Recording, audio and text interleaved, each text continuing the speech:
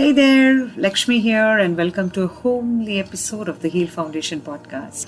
So, I had an informal session with a few lovely ladies last week, and an introductory question like, "What do you do?" triggered several big emotions in many of them. And the few replies that I remember that came from the group were, "I'm just a homemaker. I feel like I'm nobody. I'm here just to cook and clean. I don't decide anything beyond grocery and veggies," and others pointed to the same direction as well. So, today's session is to get a little justice to the just a homemaker. But then, why is being just a homemaker so depressing and sometimes so demeaning? It could be because of all that cooking, cleaning, organizing, remembering, planning, arranging that these homemakers do with so much love and care doesn't seem to get the appreciation, acknowledgement, and of course, definitely not the financial freedom they wish for. It could also be because in the endless run to make the home happy, the homemaker has forgotten to think and make herself happy and healthy. It could also be because you took to homemaking out of a compulsion and not as a joyful choice. Either ways, just hear me out today. And a disclaimer to start with, I'm not a feminist or a meninist. I'm a humanist who's also a homemaker. So I know that women have hard choices to make. And one of the toughest decisions that women have to make or had to make the last few decades is about their profession or career post-marriage and children. Some let go of their career temporarily, some leave it permanently, some manage both fronts somehow. But in each case, it is crucial for the woman to tell herself why she made that particular choice. Was it an unsaid rule in the husband's household? Was it the guilt of motherhood, or was it a purely joyful choice made to enjoy that phase? Here we must also remember that a married professional who is also a mother is also a homemaker. So I'm going to ask you a question and you have to answer it without your job title or your relationship titles.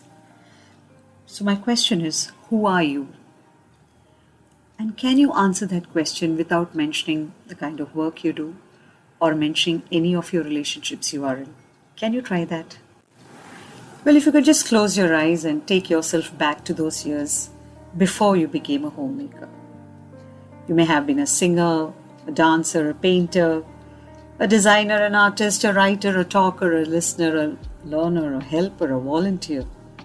But now, you're just a homemaker. So when, where and why did you leave yourself behind? Why did you forget yourself? Why didn't you fight for yourself? You may be expected to perform chores assigned to these new labels of being a wife, mother, daughter-in-law. But who asked you to forget yourself? And I must ask you, now that you're killing it as a homemaker, are you really happy and satisfied doing that? Okay, sorry for that, but let's just try something new, and here are a few suggestions for you to think about, feel better and act different. So it may be a year, 2 years, 10 years, or even 20 years as being just homemakers, but it's never too late. Just close your eyes and remember what you loved doing before homemaking. Your passions, your skills, your hobbies, or even your profession. Bring it back. Start again. There will be resistance and fear in your mind. There will be questions asked from the surroundings. People may or may not like it, but you please start doing what you liked doing. Start small but consistent, and you will see that people around will slowly come around. Well, that was step 1, and step 2 is another shift in mindset or in the whole policy of homemaking that you have in your head. A good homemaker doesn't mean that you're the only one to get all the things done. Delegate both the big and the small jobs to the big and the small people at home.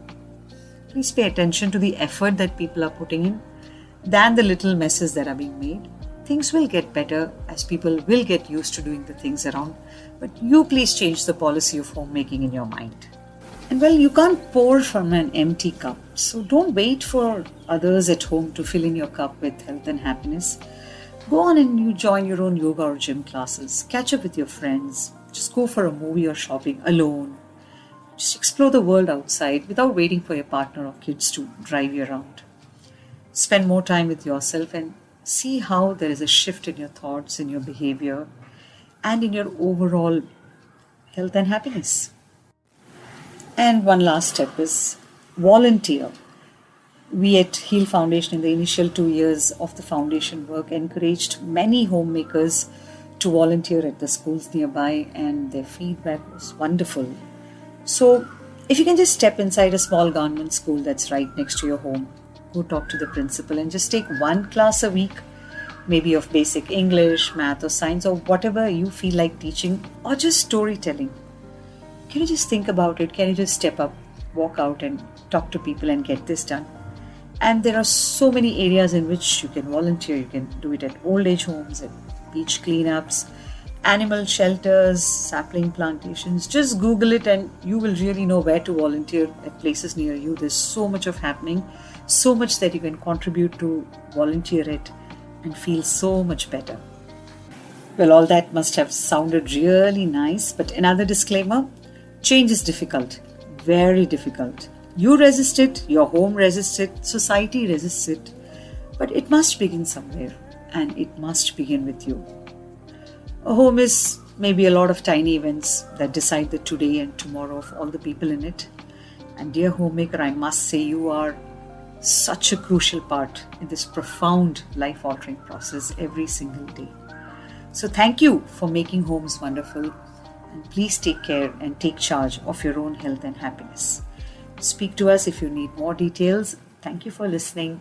Take care.